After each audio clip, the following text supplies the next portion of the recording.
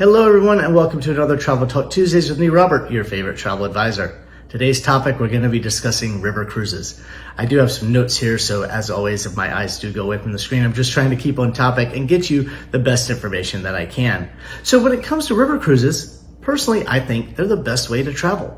Now that is my opinion, because they do differ greatly from normal cruise ships. A normal cruise ship, your ocean going ships, you're going to have thousands of passengers on board. You're going to have 1,000 to 2,000 crew members on board. You're going to have a plethora of restaurants to go to. You're going to have, all these options for entertainment and things like that. And when it comes to a river cruise, it's different. You only have a few hundred passengers on board, and you only have about 100 crew members on board. And as far as your entertainment, you don't have a lot of venues for entertainment. What river cruises do is they make stops every day. Sometimes they make multiple stops in a day, so you can really get off and explore. If you're big into exploring, you want to see Europe. Maybe you want to take that family legacy trip to see where your family originated from, and visit the towns and things like that. Most people would say, hey, we'll just hop on a plane, go over to Europe. You can take a bus tour. Well, do you really want to sit on a crammed bus with 50, 60, 70 other people, ride for hours at a time on a bus, stop in this little town, get off for a couple hours, see stuff, hop back on, go somewhere else, and stay at a different hotel every night, packing and unpacking? For me, that's not how I like to enjoy my vacation. A river cruise, though, I'm only going to pack my bags and unpack my bags one time. I'm going to unpack them on the boat, and then the boat's going to go, and we're going to stop at all these amazing towns along the way. And that's how I would like to explore. And I plan on actually taking my family. My dad, when he retires in a couple of years, has always wanted to see where our family has come from in Germany.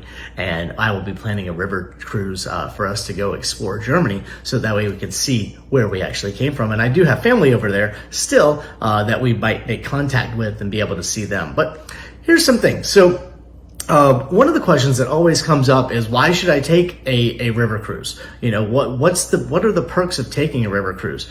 And I think it's the best way to experience things. There are river cruises around the world. We do have them here in the United States. They're big in Europe. That's kind of where they all kind of started at, was Europe. They also offer them in Asia and all throughout Russia.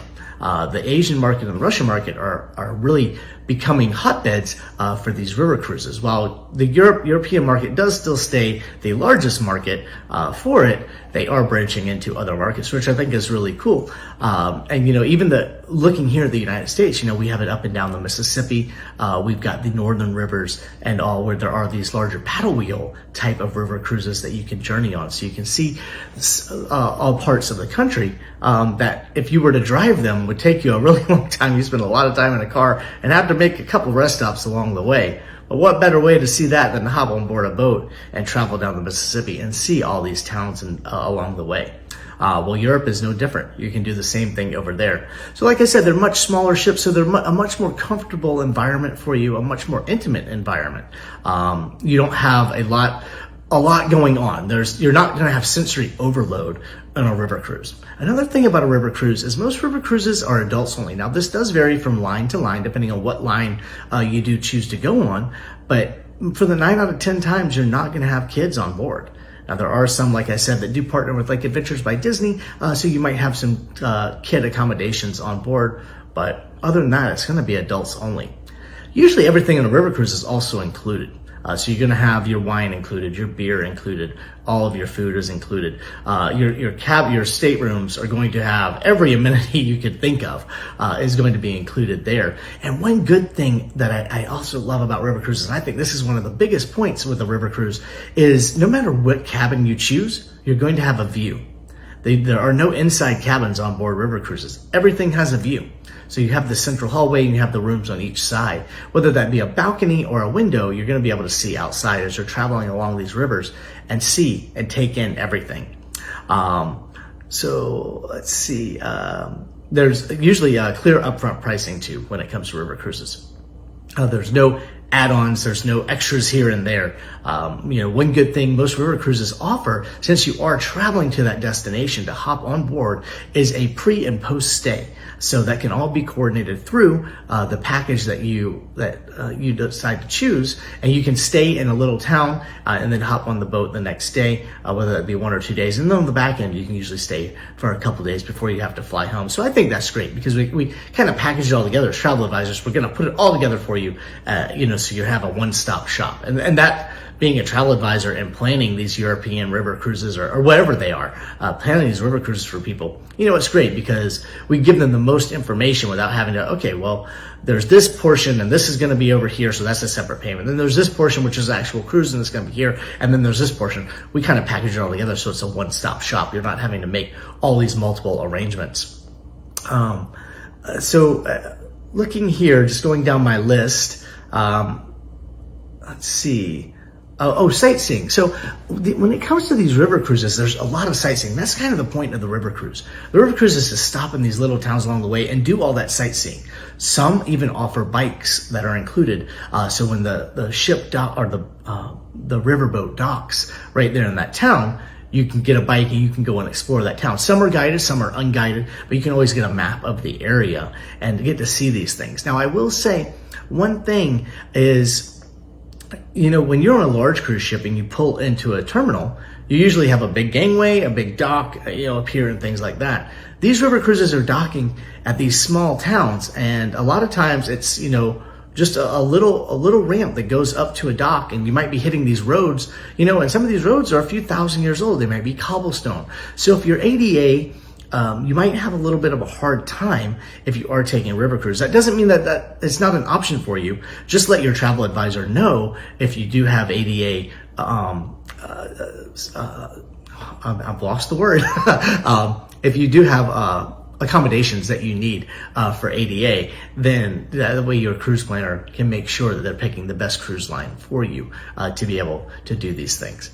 And there's usually always complimentary in-cabin entertainment and internet, so you're not getting an extra charge, for your internet and things like that. And it's casual.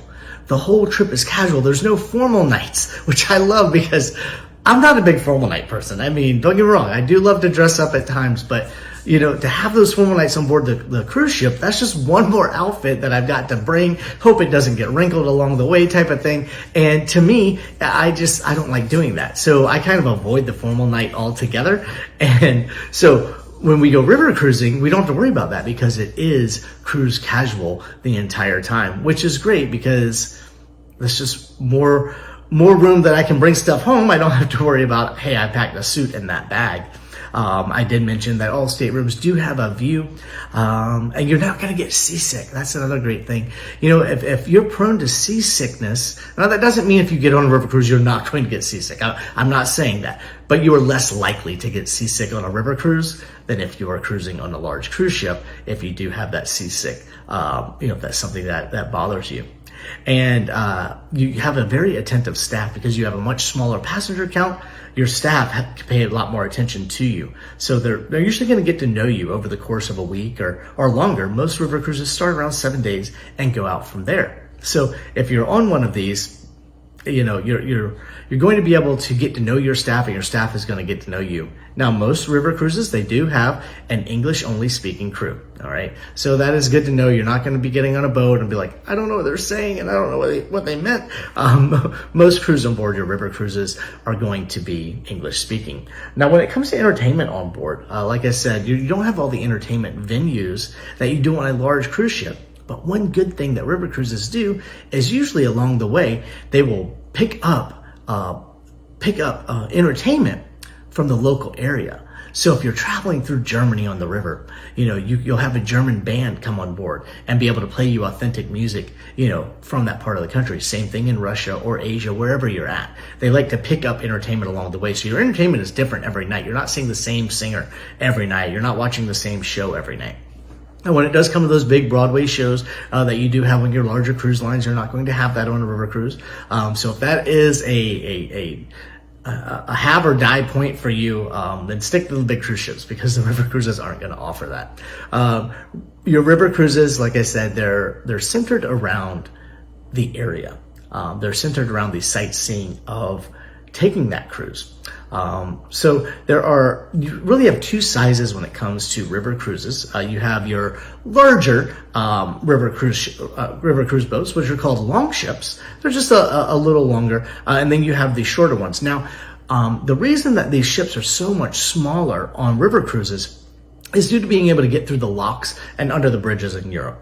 Now, with that being said, there are some times when maybe water levels are too low or water levels are too high, and your itinerary might be adjusted because of that, because either there's not enough water for the boat to be able to navigate safely, or the river's going to be too high and the boat's not going to be able to make it under some of the bridges in the area.